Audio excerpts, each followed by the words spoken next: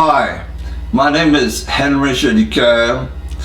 I'm a French-Canadian psychotherapist, and my special field of interest and study at this time is brainwashing and mind control by cults. I met Swami Bhaktivedanta in 1969 when I was 19 years old, and I was happy to learn from him the basic of what Hinduism is all about. I had studied with the teaching of Paramahamsa Yogananda a few years before that, and basically Hinduism has a common thread of teaching. And number one, Hinduism believes that the soul is in the body, and at the time of death the soul will reincarnate into another body, or if it has attained perfection, it will become or one with the divine, or will travel to the place where gods reside.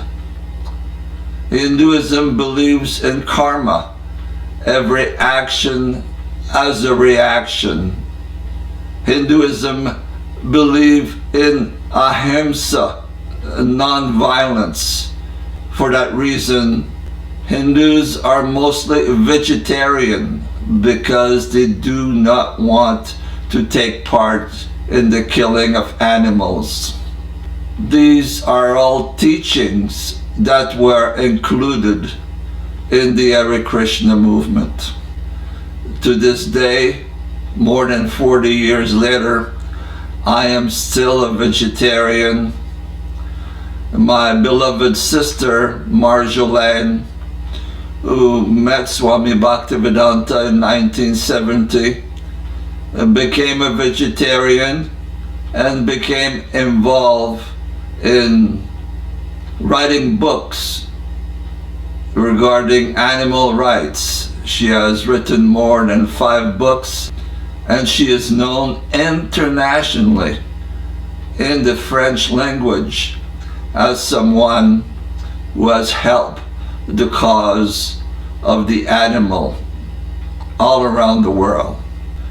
People usually would join a religion, be the Hare Krishna or the Jehovah's Witness or the Mormons or Scientology, have a tendency to accept the religion's teaching as a whole.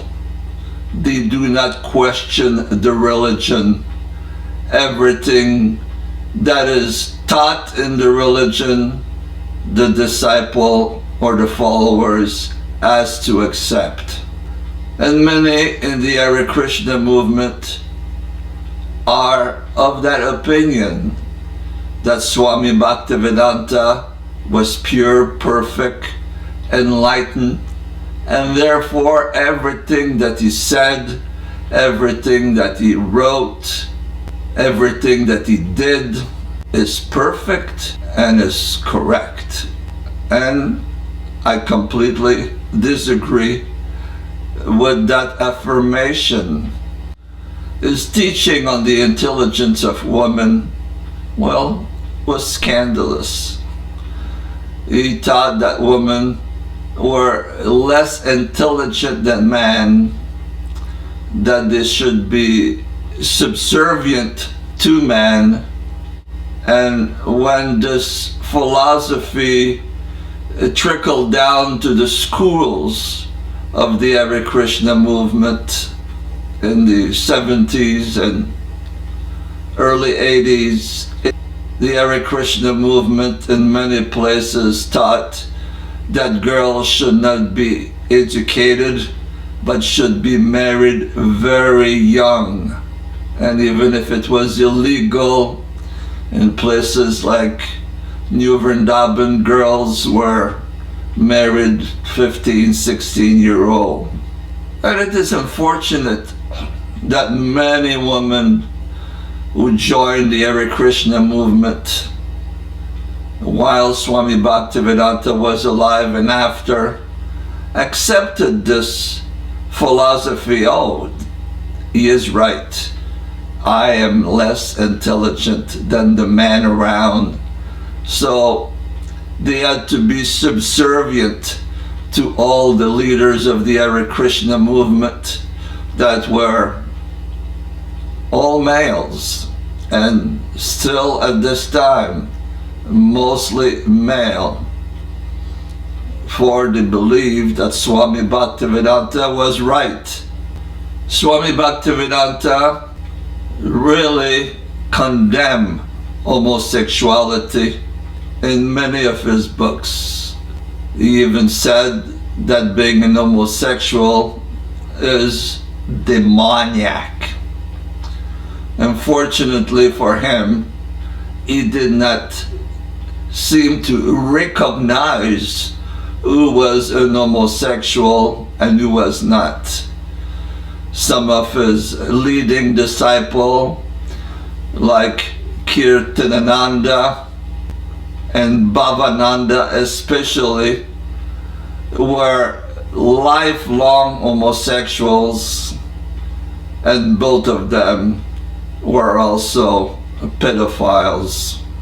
And that's one of the tragedy of the Hare Krishna movement, that Swami Bhaktivedanta accepted in his movement all kinds of people from the streets without any psychological evaluation, and many of them were crazy, many of them were pedophiles that eventually made their way into the schools of the Hare Krishna, where more than 1,000 kids were physically or sexually molested, and of those, more than 25 have now committed suicide, and hundreds are now,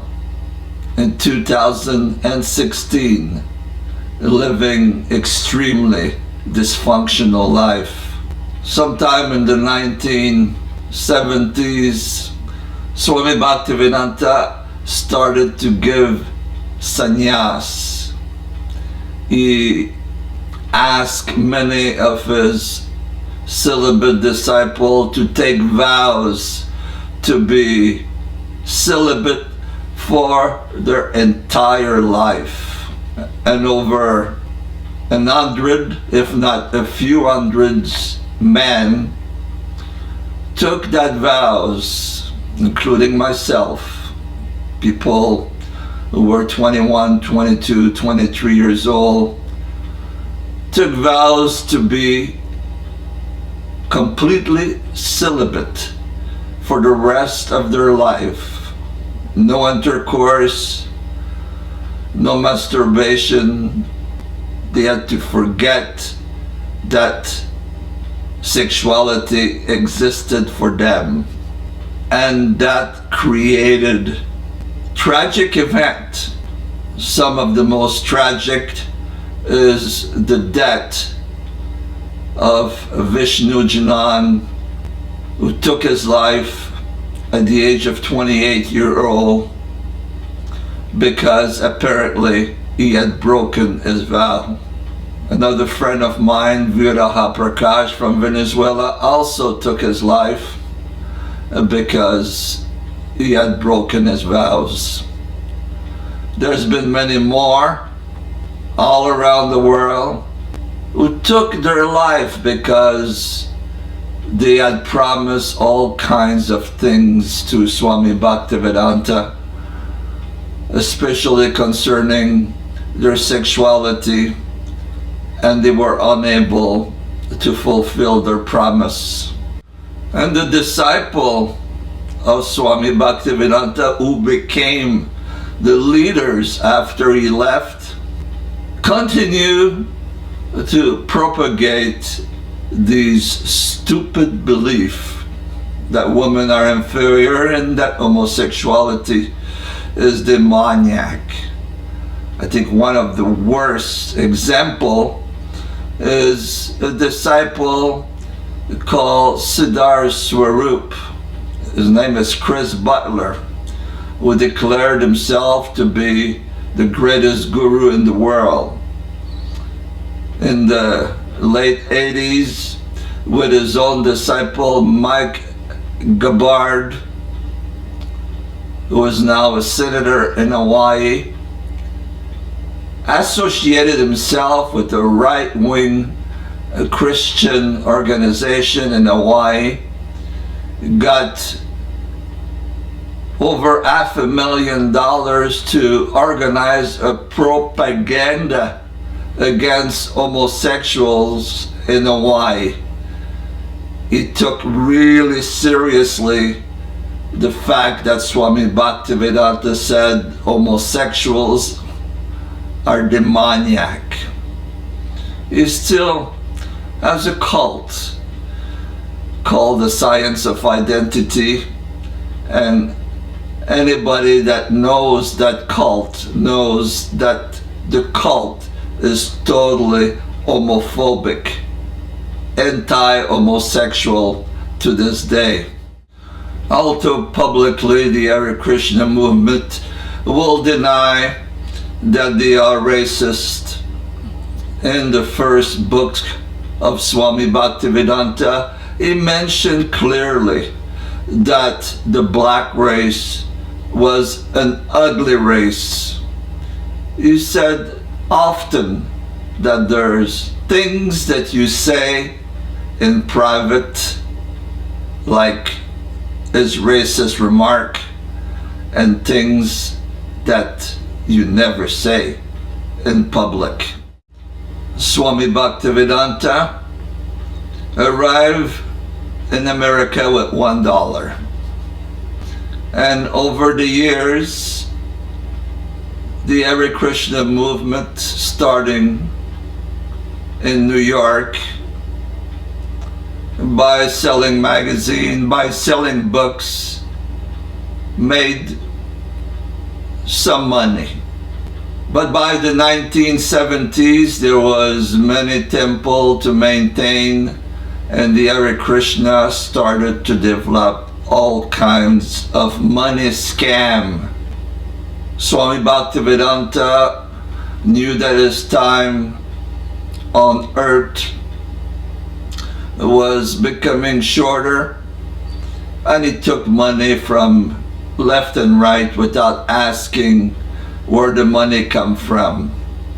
I think one of the most scandalous is how the temple in Vrindavan, India, the holiest of holy for the Hare Krishna, was built.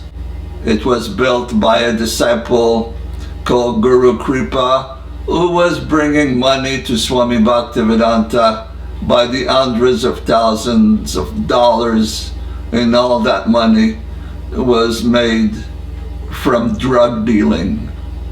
And Swami Bhaktivedanta never asked, hey, where did you get that money? By hook or by crook, he had to build those temples. I think that the greatest victims in the Hare Krishna movement are the children that were born and raised in this society. They were forced to believe that Blue God Krishna is God, and that the various gurus, be Swami Bhaktivedanta or Kirtanananda and so many others, are the pure representative of God himself. They basically have been brainwashed from birth. Many went on to a life of total confusion, and many have committed suicide. I think that's one of the saddest parts